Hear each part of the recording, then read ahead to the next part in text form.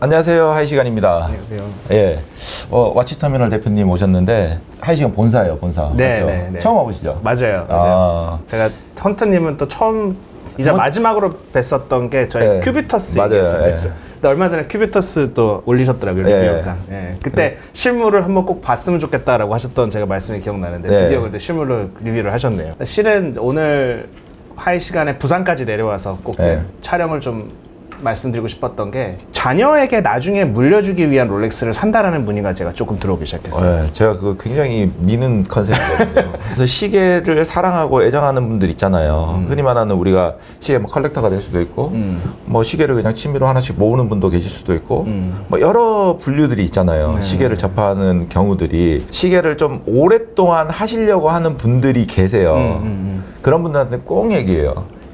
향후 뭐 10년 후, 20년 후에 자녀가 커서 자녀가 자녀한테 줬을 때 그쵸, 그쵸. 자녀가 받으면서 기분 좋은 시계가 뭔가에 대해서 네. 우리가 이런 거 있잖아요. 예전에 그러니까 뭐 할아버지든 아버지가 사용하던 물건인데 받았어요, 제가. 근데 어떤 물건들은 이걸 나한테 왜 주지? 뭐야 이런 게 있는 반면에 시간이 흘렀지만 뭔가 옛날 거지만 소중하게 느껴지는 물건들이 그쵸, 있거든요. 그쵸. 예. 그런 물건이어야 된다고 생각을 해요. 시계라고 해서 예전에 비싼 시계들이 있어요. 네. 비쌌던 시계, 막 억 단위 했던 시계. 예를 들자면 뭐 30년 전에 억 단위였으면은 엄청난 부를 이루신 분들이 가질 수 있는 특별한 아이템이거든요. 근데 그거를 줬는데, 손자한테 줬는데, 손자가 할아버지 이거 뭐야? 너무 이상하게 생겼는데? 너무 촌스러운데? 그쵸. 이거 완전히 옛날 거잖아. 네. 이런 느낌보다는 네. 옛날 거지만 좀 세련되고 그러니까요. 클래식하고 뭔가 소장하고 싶은 느낌이 있어야 된다고 생각해요. 맞아요. 여기에 일맥상통하는 게 뭐냐면 전 디자인이라고 생각해요. 이거 여기에서는요. 네네. 우리가 그 안에 뭐 시계 보통 보면은 두 분류로 나뉘는 것 같아요. 기계적으로 좀 약간 관심이 많은 분들하고 어떤 분들은 디자인적인 부분을 되게 많이 보는 분들이 있는데 저는 개인적으로 좀 디자인에 좀 치우쳐 있는 사람이에요. 시계 무브가 조금 떨어지더라도 디자인 완성도가 높은 시계인 것 같으면은 내가 관리 잘해가지고 그쵸. 뭐 오버홀 받을 주게 되면 오버홀 받고 점검 받고 해서 오랫동안 어차피 지금 현재 나오는 오토매틱 시계들은 저는 충분히 튼튼하다고 생각해요. 네, 맞습니다. 관리만 잘한다고 네. 하면 말씀하신 대로 자녀한테 물려줄 시계 이게 뭔지에 대해서 시계를 오랫동안 자기가 취미생활 또는 컬렉을 하실 것 같으면 굉장히 중요한 부분이라고 생각을 해요, 저는요, 개인적으로. 그래서 이제 왜 이렇게 오랫동안 시계를 보유하고자 하시는 분들, 컬렉팅 하시는 분들이 이렇게 롤렉스에 대해서 이제 관심을 갖고 계신가 생각해 보니까 이제 그런 제가 표현을 들었거든요. 뭐 롤렉스는 안전하잖아. 이제 네. 롤렉스는 안전 자산이잖아. 이런 표현을 이제 해보신 고객님들이 계셨어요. 그래서 안전 자산? 근데 이제 롤렉스라는 금속으로 만들어져 있는 어떤 현물 안전자산. 네. 근데 현물 안전자산 중에서 솔직히 값은 금이지 맞아요. 않습니까? 특히 네. 이제 근래 금값이 물론 잠깐 조정을 받았다 다시 반등하고 있지만 어쨌든 거의 그람당 15만 원 막 이래요. 네. 이 와중에 이제 또 비트코인이라는 또 새로운 형태의 디지털 맞아요. 금도 이제 역대 최고치를 기록하고 있고 그래서 그런 와중에 혹시 그러면 롤렉스가 새로운 안전자산인가라는 질문을 제가 던지면서 근데 좀 근본적인 질문을 하기 시작했어요. 예를 들자면 우리가 왜 금을 안전자산으로 생각하는지 혹시 뭐 금이 왜 안전자산에 대해서 생각해 보신 적 있어요? 뭐 일단은 물가 상승률 대비 일단 해칭 기능으로는 금만한 자산이 저도 개인적으로 없다고 생각을 해요. 네. 10년 전 금값 생각해 보세요. 이거는 그냥 대화 주제가 아니에요. 너는 할 말이 없어. 이 말을 할 수밖에 없거든요. 그러면은 예를 들자면 자산의 분배 개념으로 봤을 때 금은 부자들은 항상 어느 정도 포션을 가지고 가야 되는 게 전 당연하다고 생각을 해요.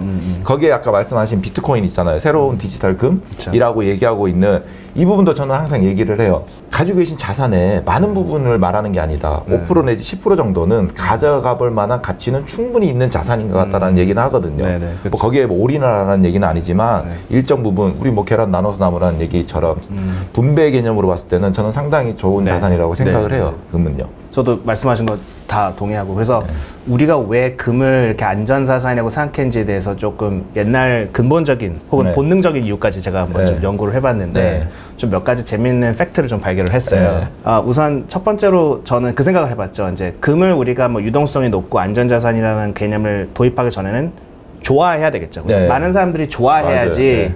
귀하더라도 좋아하지 않으면 전혀 쓸모가 맞아요. 없잖아요. 네. 근데 왜 좋아하는지에 대한 이제 본능적인 이유가 실제로 이제 연구 조사가 좀 있더라고요. 네. 그런 연구가 있어요. 예, 예를 들자면 유아들, 그러니까 신생아들에게 금이나 혹은 금처럼 반짝이는 물건을 주고 그렇지 않은 물건을 두면 아이들은 거의 무조건 반짝이는 걸 준다고 하더라고요. 이건 본능이네 그러면. 그러니까 인간이 왜 그런 반짝이는 것에 대한 이제 이 찾음이 있나라고 했더니 이게 진짜 굉장히 옛날부터 가는데 반짝이는 물건을 보면 그 햇빛이 물에 비치는 것에 오는, 그러니까 내가 저 물을 마시면서 살아날 수 있다라는 그 생존 본능이 자극된다라는 그런 좀 심리학적인 내용이 있대요. 뭐 제가 하는 말이 아니라 심리학자들이 하는 말입니다. 또 하나는 또 금의 약간 그 노라면서 반짝이는 그 밝은 빛이 태양의 에너지를 또 이제 연상시킨다라는 또 그런 심리적인 내용도 있다고 하더라고요. 그래서 그랬기 때문에 아주 옛날부터 금은 이제 이런 얘기가 있어요. 이제 잉카? 이집트 이런 데서는 뭐 신의 배설물이다, 태양의 땀이다, 뭐 이런 이제 표현들로 이제 과거 이제 그 기록들이 있는 것처럼, 그래서 금은 굉장히 신비로운데 그래서 얼마나 금이 비싸졌냐를 이제 그람으로 따지고 돈으로 따질 수 있는데 그 금 시가총액이라는 숫자가 있어요. 그러니까 전 세계 유통되는 모든 금을 이제 현재 시세로 곱하면 나오는 물량인데 경원이래요.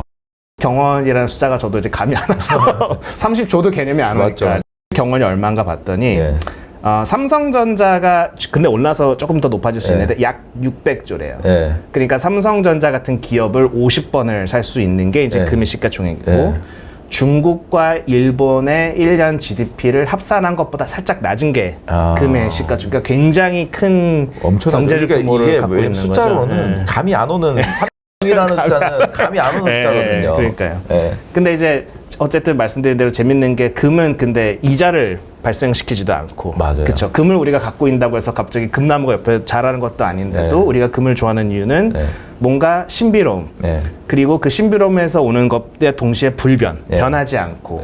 또 귀하고 뭐 이런 몇 가지 요소들, 거기다가 이제 마지막이 어떻게 보면 이제 오늘 저희가 촬영하는 거랑 좀 연관된 요소가 아닐까 싶은데, 그런 요소들이 비록 나중에는 귀족을 상징하는 재료가 됐기 때문에 그래서 부의 상징이랑까지 이제 부여가 됐는데, 여기서 이제 그 저희 고객님들께서 롤렉스를 안전자산으로 여기는 요소가 바로 이런 데서 나오지 않나라고 한번 생각을 해본 거죠. 그러니까 금을 원짜리 자산으로 만든 데 있어서의 요소들이 혹시 롤렉스에도 적용되지 않을까, 그래서 하나씩 생각을 해봤거든요. 솔직히 우선 첫 번째로 금은 변질되지 않는다, 롤렉스도 변질되지 않는다에 대해서 어떻게 생각하세요? 저는 금은 완벽하게 변질되지 않는 거라고 생각을 해요. 흔히 말해서 300년 전에 있던 금이나 지금 금이나 물론 재련 기술에 따라서 순도는 달라질 수는 있지만 근본적으로 변하지 않는 거에는 동의. 롤렉스가 변하지 않는다? 롤렉스는요, 저는 반소비재 또는 반보다도 못한 소비재라고 생각을 해요. 우리가 어떠한 음식을 먹는다, 완벽한 소비재예요. 그쵸. 소비돼서 없어지는 거거든요. 근데 제가 롤렉스에 대해서 한번 생각해 본 게 뭐냐면 시계죠. 시계가 소비재일까? 근데 저는 완벽한 소비재는 아니라고 생각을 하거든요. 지금도 50년 전, 60년 전 시계들이 엄연히 굴러다니고 있고 그렇다고 해서 완벽하게 소비가 안 되는 건가? 또 그건 아닌 것 같아요. 또 어떤 방식으로든 고장이 날 수도 있고 유실이 될 수도 있고 부서질 수도 있고 뭐 이런 여러 가지 때문에 좀 애매한 경계선에 있는 자산인 것 같아요. 제가 볼 때는 완전 불변은 아니지만 그렇다고 해서 또 완전 사라지지도 않는 것 같은 느낌. 맞아요. 그래서 말씀하셨던 대로 뭐 일부러 망가뜨리기 위해서 혹은 막 쓰기 전까지는 그래도 롤렉스는 웬만하면 옛날 것들도 요즘도 잘 작동을 하고 그 롤렉스 역할을 해주기 때문에 어느 정도 불변이 된다라는 거는 저도 말씀드리고, 두 번째는 이제 최면에 걸려야 된다라는 내용인데, 금도 우리가 말씀드렸던 대로 금을 보는 순간 생존의 본능이 자극된다. 그리고 금을 보유한 탓은 저 사람은 신비로운 사람, 뭐 대단한 사람이라는 어떤 이제 그런 최면에 걸린다는 건데, 서로 간의 합의네. 그렇죠. 롤렉스도 어느 정도의 최면을 걸 수 있는 파워가 있나요? 있다고 봅니다. 무조건 있다고 봅니다. 저도 이 부분은 되게 동의하고, 여기를 되게 강력하게 지지하는 것 중 하나가, 왜 시계 브랜드도 굉장히 마케팅 많이 하잖아요. 그러니까 대단한 사람들이 우리 시계를 참는다 이런 식으로. 50년대 말인가 그때부터 롤렉스가 그런 광고를 했더라고요. 당신이 만약에 UN 안보회의에 참석하는 사람이라면 손목위에 데이데이트를 차고 있을 거다. 근데 이제 보통 광고가 광고에서 끝나는 거는 그게 현실화되지 않았을 때 광고 끝났는데, 데이데이트는 진짜 UN 안보회의에 참여를 했잖아요. 이제 여러 사람의 손목 위에서. 이제 광고가 현실이 되면서 현실 다시 광고가 되는 이런 모습에서 확실히 저는 금은, 죄송합니다. 롤렉스는 약간 내가 롤렉스를 찾다라고 하면 뭔가 인생이 좀 어느 정도 잘 풀렸다, 맞아요, 맞아요. 성공했다. 그리고 그거에 대해서 타인의 의식을 너무 신경 쓸 필요는 없을 수 있어도 하지만 뭐 누가 내가 잘 살고 있다는 걸 보여준다라는 거는 뭐 어떻게 보면 메리트가 있겠죠. 요 세 번째 부분은 솔직히 약간 이제 좀 문제가 있을 수 있는 부분일 수 있는데 금이 가치가 있는 또 하나의 이유는 귀하다. 아까 말씀드린 것처럼 롤렉스가 귀한가요? 지금 현행에서는 그렇게 귀하지는 않죠. 엄밀히 따지면 엄청난 양의 시계를 지금 생산을 하고 있고요. 흔히 말해서 우리가 생산량으로 봤을 때는 롤렉스를 따라갈 만한 시계가 저는 애플워치 빼고는 없다고 생각을 해요. 양으로 따지면요. 근데 뭐 애플워치는 당연히 전자기기이기 때문에 그쵸. 이 영속성이라는 부분에서는 오랫동안 뭐 불변이다는 아니지만 그래도 확연히 떨어지고요. 그런 부분에 있어서는 귀하냐? 귀하지 않지만 귀한 것 같아요. 이걸 좀 표현하기가 좀 그런 것 같은데 그 다음에 두 번째는 흔히 말해서 귀하긴 하지만 아무나 갖는 물건은 또 아닌 것 같아요. 그러다 보면 어느 정도의 희소성도 내포하고 있는 것 같고 뭐 금까지 귀하다라고는 생각하지는 않지만 그래도 단계를 이렇게 순서를 정한다고 하면은 중위권 위쪽에는 포지션을 갖고 있지 않나라고 생각을 해요, 저는요. 근데 롤렉스가 지금까지 어떻게 롤렉스가 되었는지에 대한 어떤 스터디를 해보면 언제나 초과 수요를 인지하면서도 적절하게 물량을 증가했었잖아요. 잘하는 거 굉장히 잘하잖아요. 그래서 지금 이렇게 불경기가 지금 몇 년지 22년도 이후로 계속해서 경기가 어렵다. 그래서 시계 가격이 빠지고 있어도 아직까지도 리셀 프리미엄이 좀 많이 붙어 있잖아요. 데이토나는 아직도 90%대 아닌가요? 스틸 데이토나 같은 경우는? 스틸 데이토나 엄청나게 붙어 있죠. 지금도 뭐 거의 조금 거짓말 못해서 더블. 게다가 이제 국내에서는 최근에 이제 직업과 거주지를 따지는 면접을 봐야만 이제 롤렉스를 살 수 있다라는 얘기까지 나오니까 말씀하신 대로 절대적인 희소성은 아니지만 어떻게 보면 수요에 비한 상대적인 희소성은 지켜지는 것 같다. 분명히 있는 것 같아요. 그러면 이제 최면도 걸리고 또 적당히 귀하고 또 어느 정도 변질도 되지 않는 물건들 여기서 그러면 오는 결과론적인 거는 유동성. 그러니까 얼마나 이제 빨리 거래가 되고 환금성이 좋냐라는 건데 뭐 금에 대한 유동성은 저희가 굳이 뭐 말할 필요가 없는 것 같고 어떻게 롤렉스에 대해서 어떻게 생각하세요? 금하고 시계를 비교하니까 이 부분이 차이가 큰 것처럼 느껴지는 거잖아요. 우리가 맞아요. 다른 자산을 한번 보자고요. 그렇죠. 부동산이 우리나라 대한민국을 한정 지어 볼게요. 부동산을 대부분의 사람들이 안정 자산으로 인지를 하고 있잖아요. 그럼 부동산 예를 들어서 10억짜리 물건을 흔히 말하는 시장가에 놔두면은 시계가 빨리 팔릴까요? 부동산이 빨리 팔릴까요? 당연히 시계가 빨리. 저는 시계라고 단정짓지만 롤렉스라고 할게요. 그쵸. 롤렉스가 저는 빨리 팔린다고 생각을 해요. 맞아요. 그러면 일단은 부동산보다는 뭐. 거래 속도나 흔히 말하는 회전율은 그쵸. 낮다는 거죠. 뭐 이러면 말 끝난 거 아닌가요? 지금 현재 이 주제에서 만약에 예를 들어서 이게 환급성이 좋냐. 자, 여기에서 이제 단 한 가지 어떤 부분을 조금 짚고 넘어가야 되냐면은 그럼 내가 샀던 금액과 팔 때 금액. 여기에는 이제 조금 괴리는 있을 수는 있어요. 그렇죠. 흔히 말하는 업체를 통해서 판매를 한다. 내가 직접 직거래로 판매를 한다.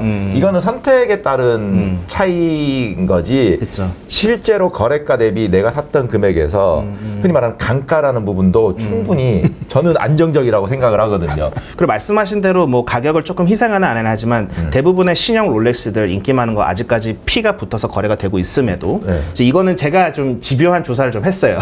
정말 빨리 되는 애들은요 3일 만에 거래가 되더라고요. 맞아요. 심지어는 대기 수요자들이 있어서 그러니까요. 3일도 안 걸려요. 뭐 예약 같은 거 올리면 바로 나가는 경우도 있잖아요.